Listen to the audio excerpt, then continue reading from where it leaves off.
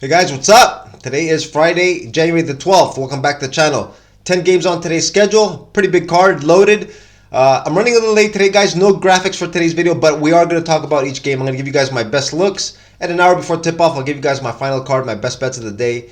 As a pinned comment down on the video and on my Twitter at PickMNBABets, so give me a follow there. Since we are running late, guys, let's not wasting time. Get right down to it and see if we can come up with some winners. Let's go. Alright guys, up first we got Sacramento Kings in Philly. Sacramento Kings, 4 wins in their last 5. The team is uptrending, coming off a couple of very big wins against low quality competition. They did beat the Pistons, guys. They got down by 20 in the first quarter of that game, made a 40-point swing, came all the way back, blew them out by 21, followed that up with a 25-point win in Charlotte. The team is rolling. The Philadelphia 76ers, on the other hand, they are reeling. 1 win in their last 5, 3 straight losses. The team's playing without Joel Embiid. They're not playing well. The last one, Atlanta, they had their chances, but they ended up losing by 7. Team is on a downtrend. Tonight, guys, I'm going to continue with the trend here. I'm going to take Sacramento. They're red hot, guys. They're playing much better than Philadelphia 76ers. A lot of people are expecting a bounce back for Philly. They're still playing without Embiid. They're struggling. I'm going to keep going. Sacramento is my look in this game. Up next, we got the Indiana Pacers in Atlanta taking on the Hawks. The Pacers, guys, 4 wins in their last 5, coming off an 8-point win against the Washington Wizards. The first game without Tyrese Halliburton. He's still going to be out for a couple more weeks. The team is uptrending, though. They're playing pretty good basketball overall. The Atlanta Hawks, 3 wins in their last 5, coming off a nice 7-point win against the Sixers. The team, guys, we know is one of the worst in the NBA against the spread. I think they're, let me see what their overall, 9-27 against the spread, by far the worst in the league. They did show some pretty good signs in the last one against Philly, guys. At some point in time, they're going to start covering some of their spreads. They're going to have to find a little bit of an equilibrium over there against the spread, guys. They can't keep losing, playing this poorly. Guys, Atlanta is on my blacklist. I personally don't bet on them, but I think they are the right side in this game. The -5.5, I think, is the right look. Indiana, guys, it's going to catch up with them a little bit without Tyrese Halliburton. He is a big part of what they do. Tyrese, Luka Doncic, Steph Curry, John Morant, those 4 players, guys, I had 3 of them. I'm adding Tyrese Halliburton. Actually, I failed to mention him when I was talking about the most important players to their teams. Tyrese Halliburton might be the most important to his. They did get an 8-point win against Washington, but against Atlanta tonight, guys, I don't know how they are going to cope. I'm looking at the Hawks, guys, to win and cover the spread, -5.5. Next up, guys, with the Houston Rockets in Detroit taking on the Pistons. The Rockets, guys, just 2 wins in their last 5, 2 straight losses on the road, one in Miami, and their last one to Chicago. They actually had their chances against Chicago, guys, but at the end, they kind of shit the bed, lost that game by 5. Another loss for the Houston Rockets, who have been struggling on the road, playing without Dillon Brooks, guys. Dillon Brooks has been a very important piece to the puzzle, guys, and he's been out. Ever since he's been out, the team has been kind of struggling, and on the road, we know they're not very good. Detroit, 6 straight losses, guys. Worst record in the league. They just have 3 wins on the year, coming off a 22-point loss to the San Antonio Spurs. They should be getting beef stew tonight. Isaiah Stewart should be back in the lineup. Cade Cunningham still not playing. Now, guys, Houston, we know they are struggling on the road, not playing well. 7.5 points do look like a lot to be laying on the road, but I think they're not going to have many opportunities to win games away from Houston. I think this is one of the spots where they're going to throw a lot of emphasis into this game. They are much better, guys. They do have much more quality on their team. I think they're going to dominate this game. I'm going to look to lay Houston the -7.5. Will it make my final card? I don't know quite just yet, but I think they are the right side here. All right, up next, we got the Golden State Warriors in Chicago taking on the Bulls. The Warriors, guys, they stink. Plain and simple. Just 2 wins in their last 5, coming off a couple of blowout losses at home where they gave up a shit ton of points, guys. 133 to the Raptors, and in their last one, 141 to the Pelicans.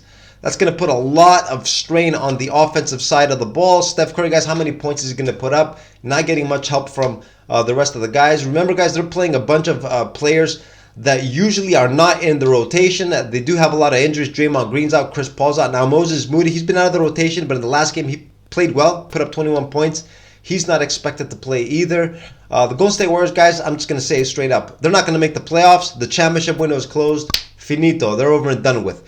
Chicago, 3 wins in their last 5, 3-game winning streak. Their last one against Houston, a 5-point win. They were in danger of dropping that game at the end, but Zach LaVine made some pretty big plays. Chicago ended up getting the W. They've been performing pretty well, guys. 3 wins in their last 5. The team is uptrending. Now the chasers, guaranteed, guys, are still going to be out chasing the Warriors. But you just have to see it for what it is and accept it for what it is. The Golden State Warriors, like I said, just plain out suck. I think Chicago, guys, is the right side in this play with the -3. Will it make my final card? I don't know quite just yet, guys. It is scary still betting against the Warriors.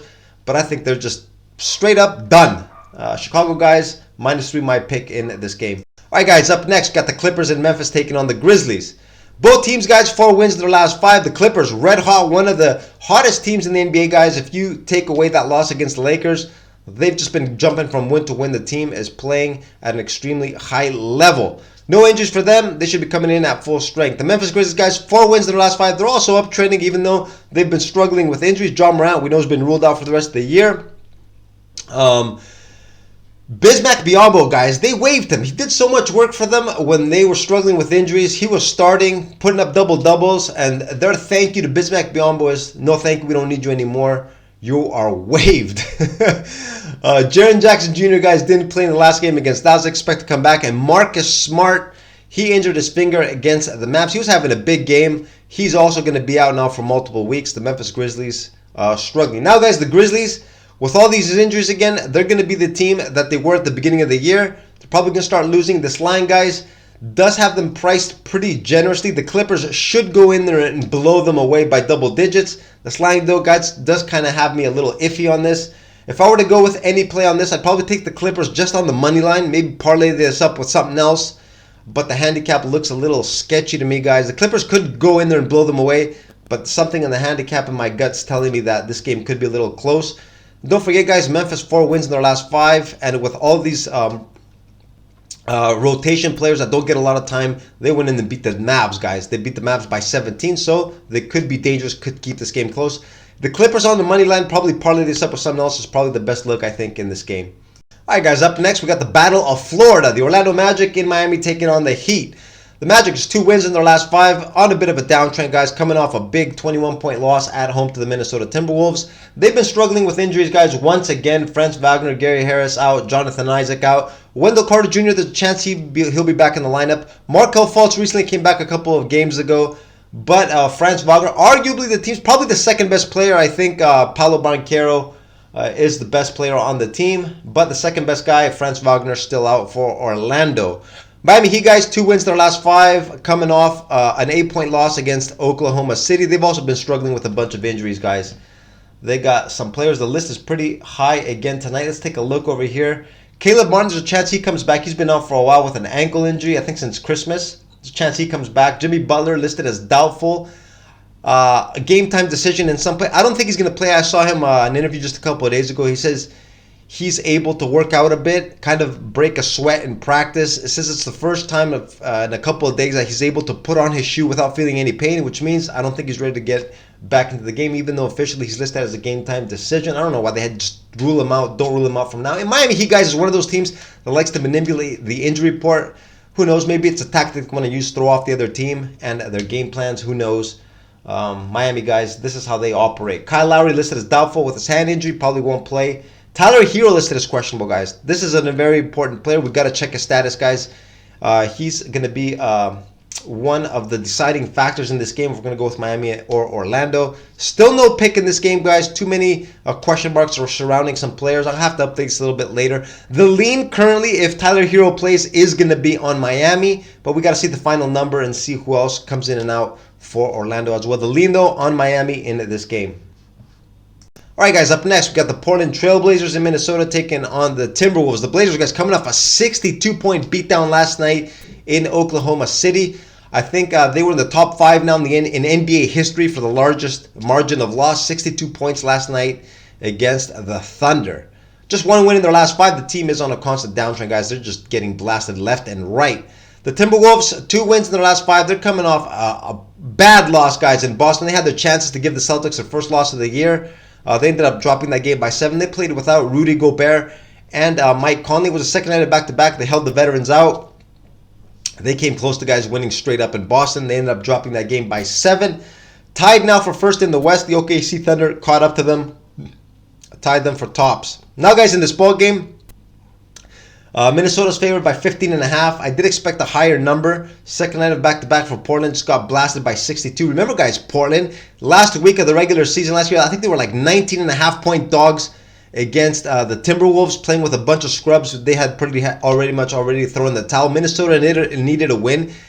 And Portland, I remember, beat them straight up. They won that game by 2 points as 19.5-point dogs. Tonight, 15.5, guys. I think this line is short. Probably should have been a little bit higher. I would not be surprised if Portland kept it within the number. Now, can they win straight up, guys? That's a little far-fetched. If they do that, that's going to be WWE rigged material. I don't know if they can do it straight up, guys, but don't rule anything out, guys. Like I said, last year, Portland is 19.5-point dogs. They won in Minnesota.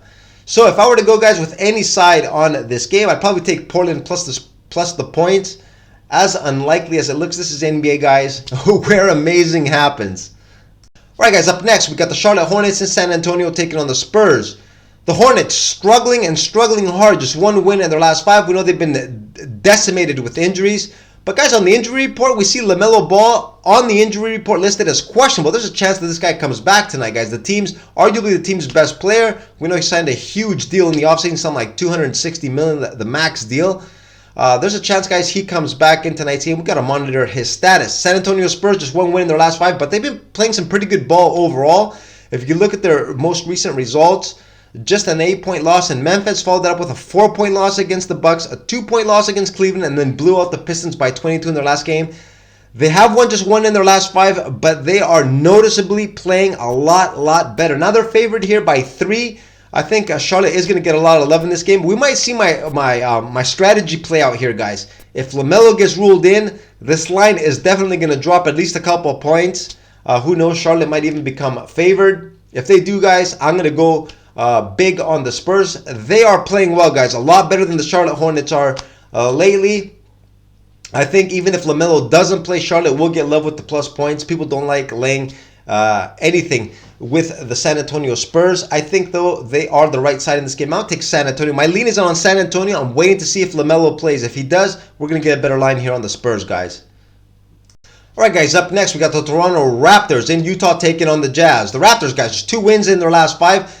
They're on a West Coast trip. It's going to be the 6th game of that trip. They've gone 2-3 so far, but they've covered, I think, every single game so far on this road trip. They've been very competitive. They beat the Warriors. They beat the Grizzlies. Fought hard against Sacramento, the Lakers, and in the last one, guys, only lost by 6 to the Clippers, playing without Pascal Siakam. They were 11.5-point dogs, only lost by 6. They had their chance at the end to pull off the upset.